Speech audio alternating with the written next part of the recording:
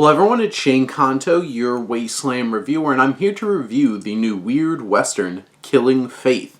And this is from writer-director Ned Crowley, and this is set in 1849. A widowed doctor escorts a freed slave and her daughter across the west to find a distant faith healer. The mother believes the girl is possessed. The doctor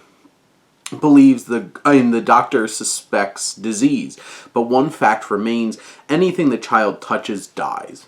And this film is such an interesting kind of western to get today, because we don't get a whole lot of westerns at this point.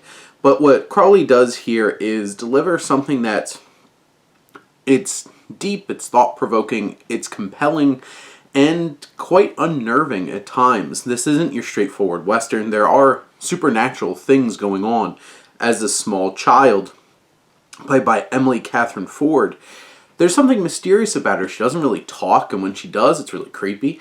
And we get this visual of like her putting her hand on a horse and just dropping dead. And just that visual tells you this is not going to be your standard ride into the Old West. And what Crowley does is so great in terms of always building up tension. There's always a sense of suspense of what's going to happen next and who's going to come for this girl, because there's a lot of interested parties in trying to get this girl and the power she has. And cinematographer Justin Hamilton does a great job of delivering some dynamic and some inspired camera work and framing. From the opening sequence where we have this confrontation between two guns and this person, there's all these very interesting shots of like something here in the foreground and what's shot in the background and how it's all framed and put together.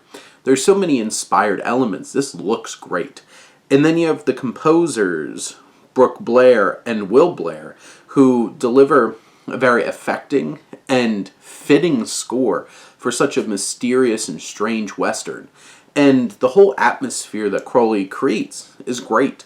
The pacing is a little uneven because it's very episodic, this story, and it's definitely like chunked out into different interactions, and there's a lot of up and down in this pacing. But there's so many very compelling elements. From a narrative standpoint, it is a bit too convenient. It leans too often into, somebody showing up right at the last moment to save things. And it leans on that quite a few times, to be perfectly honest. And there's certainly some errant judgment, I would say, in some of the characters throughout to keep this story going. But each of these separate little stories, vignettes, if you will, part of this story, have their own compelling layers and elements that really do work. And I think that's a compelling patchwork of just capturing this dark world that we have wandered into through this story. And I really appreciate the characters of Bender and Sarah, this doctor and this freed slave, who have these layers and have these struggles and their motivations for things, and they come into conflict with each other. And these varying different types of people that they meet along the way are some very interesting characters, and very memorable ones at that as well.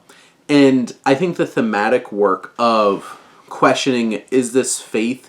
Is this a gift, or is this a curse? And like the horrible moral quandary of like, this girl could kill so many people, and it's just like, at what point do we choose the lesser of two evils? And these characters are confronted with these things in such uncomfortable situations that really do put you as the audience in the hot seat, trying to judge what is right or wrong. And I think that's really compelling what this film is able to do and what Crowley's able to do. I think the cast is fantastic. Guy Pearce is one of the most underappreciated actors working today, and he's great here. But DeWanda Wise, I think, is fantastic. I bought every moment. Bill Pullman pops up as this reverend mayor type character towards the very end of the film, and he just delivers this snake oil salesman kind of slimy performance that is just so great.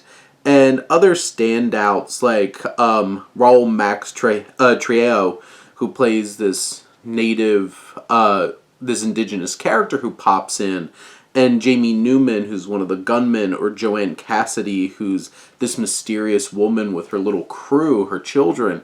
They all leave lasting impressions, and that's what's really effective about this film is there's so many great characters and great character actor performances here. At the end of the day, despite some frustrating elements narratively in terms of how this story all comes together, there's a lot of great things going on in this film, and I was pleasantly surprised by this mysterious, weird Western. But those are my thoughts on Killing Faith. Let me know what you think, and let's talk some movies. But thank you as always for tuning in and supporting your Wasteland reviewer.